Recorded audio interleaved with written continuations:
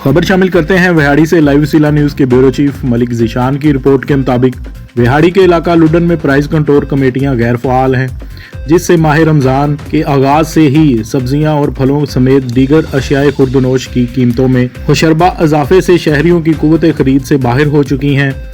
लुडन रमज़ानुल मुबारक के मुकद्दस महीने में भी फल, सब्जियां, आटा, चीनी, दालें, घी, खुश्क मेवाजात, मशरूबात, चाय पत्ती के रेट आसमानों से बातें करने लगे।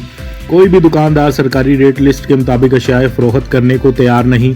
जिली प्राइस कंट्रोल मजिस्ट्रेट रमज़ानुल मुबारक के बाबरकत महीने में दफ्तरों में बैठे सब अच्छे की रिपोर्टें, जिसकी वजह से दुकानदार ने मसनूई महंगाई की हुई है। दुकानदार अपनी मर्जी के रेट लगाकर अशियाए फरोख्त कर रहे हैं, कोई पूछने वाला नहीं। मुनाफाखोरों को बाजार में आए खरीदार शदीद परेशानी का शिकार हैं।